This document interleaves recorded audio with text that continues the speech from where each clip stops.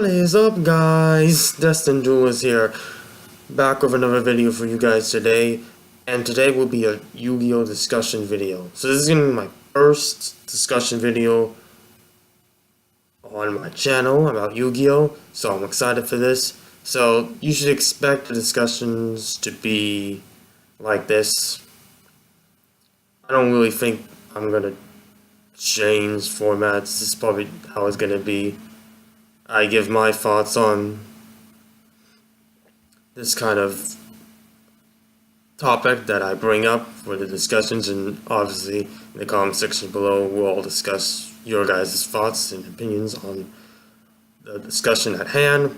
But anyway, so yeah, expect discussion videos to be like this. I will probably do a part 2 on this video, definitely when we get to 1 year in from what today's topic is about. And today's topic is about Master Rules for Link Summoning, my thoughts and opinions, whether it has helped or hurt the game. So let's get into it, guys. So first off, my first impressions of Master Rules 4. I thought it was going to be bad for the game. I thought, they're treading really harsh waters here. It could go either way.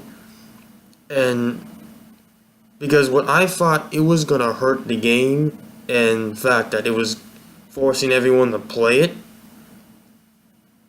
it was going to slow down the game rather than speed it up like it's actually sped it up. And overall, I just didn't really like the idea. But as far as we've come and gotten through this format, I've seen how diverse it has truly become. And I think the biggest plus about Link Summoning, in my opinion, is that it's really helped out a lot of decks, actually. It has sped up combos, and you're able to make better combos because of Link Summoning. Because Link Summoning is so generic, and that this is really the only summoning mechanic. I mean, this has pretty much been tribute summoning as well, actually. What I think of Link Summoning, it's just a faster version of Tribute Summoning and a non-tuner version of Synchro Summoning. So, Link Summoning is so generic that it's the real only summoning mechanic besides Tribute Summoning is that I don't care what monsters are on board. Just use a certain amount to summon this monster. Right? It's like, for example, the Code Talker needs 3 effect monsters, okay? That's all. They don't have to be a tuner, they don't have to be a certain type, unless the card specifically says for a certain type, like Curious, the Arclight Sworn Maiden. But other than that, most of them are just generic. They just require you a certain amount of monsters.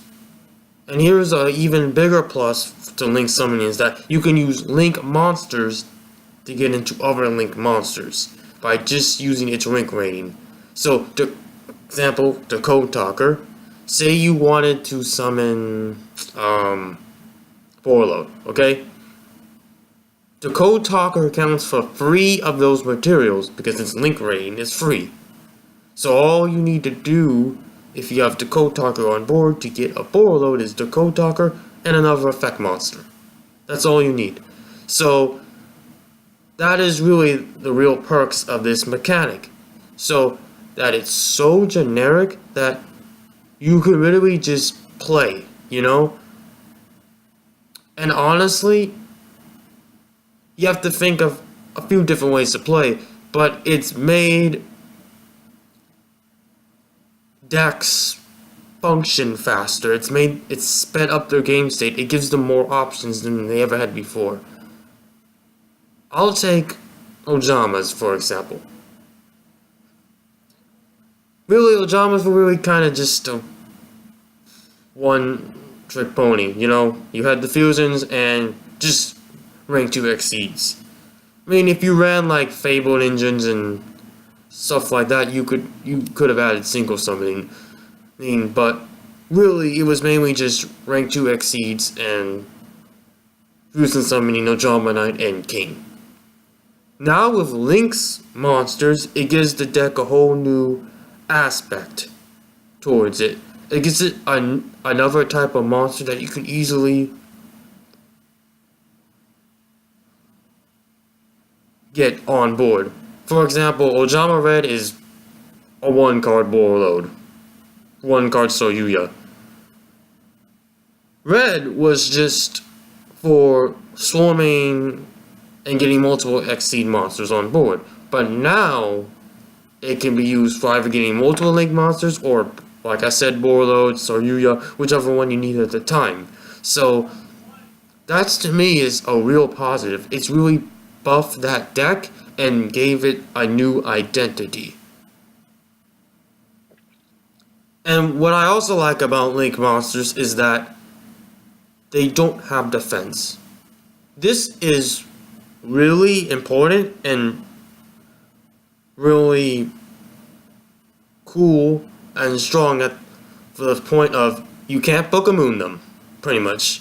So your opponent has to okay, so you can't interrupt their combos when they're Link summoned. So say, you know, there are a lot of Link monsters with Link summon on field effects. So say you summon Electromite, right? And you want to use Electromite's Link summoning effect to put a pendulum monster into the extra deck. You cannot Pokemoon and interrupt that play because it doesn't have defense. And those are the kind of things I'm talking about. So that gives Link monsters a nice cushion. And 2, going back to Ojamas, say you're playing Ojama Country, obviously.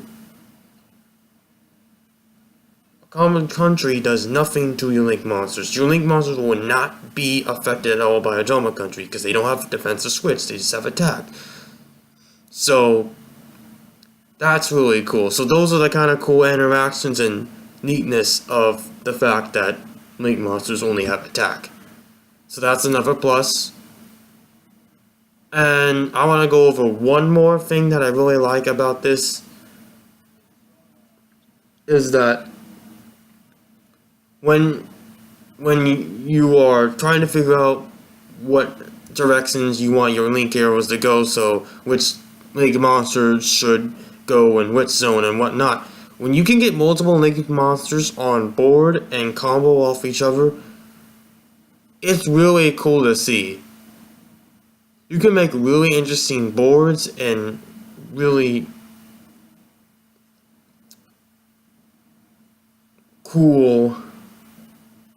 You can do some really cool things with them. So, oh, by the way, my Cyber's deck profile, speaking of Link monsters, should be up tonight. If not, tomorrow. For some reason, my internet's pretty crappy right now. I don't even know if this video is going to be uploaded tonight. Well, we'll see if it is. But yeah, guys, tell me what you think of this, of Master Rules 4. Because I gotta admit, you know, at first I was against it, but I really think that it's actually improved the game a lot more. Not because I think the addition of Link's monsters are a big part of why we have such a diverse format today, because, you know, the thing about these monsters is that they actually do something for you. They're not just something that you have to get, you know, an Exceed, Synchro, Fusion, or whatever type of other extra deck monster you want to use. So, they actually further your game state and give you options to increase your card advantage over your opponent, like Saryuya. Saryuya is a definition of card advantage that you gain from summoning it. So that does a lot for you. And that's what most of them have or do today. So yeah, I'm actually happy now about this.